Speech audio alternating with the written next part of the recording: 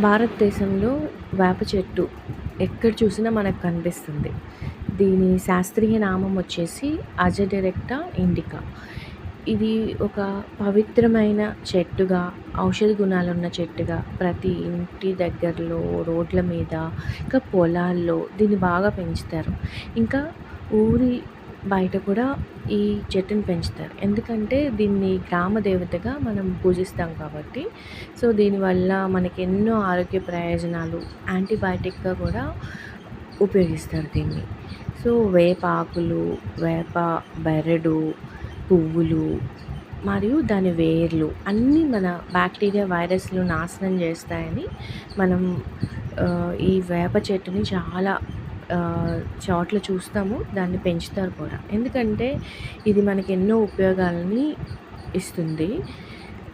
చర్మ సంరక్షణ విషయంలో వేప రసంతో కూడా సబ్బులు తయారు చేస్తారు. ఇంకా దంత సంరక్షణ, మనం పల్లెటూరులో చూస్తే లేవగానే వేప పుల్లలతో పళ్ళు తోముకుంటారు కదా! మీరు కూడా చేసే ఉంటారు. ఇది చిగుళ్ళను దృఢపరుస్తుంది. ఇంకా నిజం చెప్పాలంటే ఈ వేప చెట్ల వల్ల పర్యావరణం అంతా గాలి శుద్ధంగా అవుతుంది. ఎందుకంటే మీకు తెలుసు, మొక్కలు పెంచడం వల్ల ఆక్సిజన్ అనేది రిలీజ్ అవుతుంది. వేప చెట్టు నుంచి వచ్చే గాలి కూడా చాలా మంచిది. మన ఊపిరితిత్తులకి శుద్ధి చేస్తుంది. ఎన్నో రోగాల్ని నయం చేస్తుందని కూడా మనం దేశంలో విశ్వసిస్తాము. అలాగే చేస్తారు కూడా, అది జరుగుతుంది. ఇంకా దీని పువ్వులు కూడా ప్రతి ఏడాది దీని విశిష్టతను మనం గుర్తుంచుకోవటానికి ఉగాది పచ్చడిలో దీని పువ్వులు వేస్తారు. చేదుగా ఉన్నా కానీ మనకెంతో మంచిని, మేలును చేసేది ఈ చెట్టు అని మనం చూస్తాం. కొంతమంది మనుషులు మనకి చేదుగా బయటకు కనిపించవచ్చు, కానీ వాళ్ళు చేసే పనులు అందరికీ మేలు చేసే విధంగా ఉంటాయన్నమాట. ఈ వేప చెట్టులాగే అందరికీ చల్లగా నీడనిస్తారు, ఎంతో మంచిగా ఇస్తారు. కానీ వాస్తు శాస్త్రం ప్రకారం ఈ వేప చెట్టుని ఇంట్లో పెంచడం మంచిది కాదనమాట. ఎందుకంటే పెంచితే మంచి దిశలో, అంటే రోడ్డు మీద ఇంటి ఎదురుగా లోపల కాకుండా, ఎందుకంటే మహావృక్షం అవుతుంది. కాంపౌండ్ వాల్స్ని వాటిని దెబ్బతీస్తుంది కాబట్టి ఇంటి ఎదురుగా నాటుకోవటం, రోడ్డు మీద వేయటం అనేది నీడనిస్తుంది కాబట్టి అలా వేయటం మంచిది వాస్తు శాస్త్రం ప్రకారం. అందుకే దీన్ని ఒకవేళ వేరే దిశలో ఉంటే, తూర్పు దిశలో ఉంటే పూజలు చేయటం అనేది చేస్తారనమాట. సో అంత మంచిది కాదు ఇంట్లో పెంచడం. సో మీరు కూడా రోడ్డు మీద అయితే పెంచవచ్చు. మన పొల్యూషన్ ఇప్పుడు పెరుగుతున్న కారణంగా చెట్లు అందరూ పెంచాలి.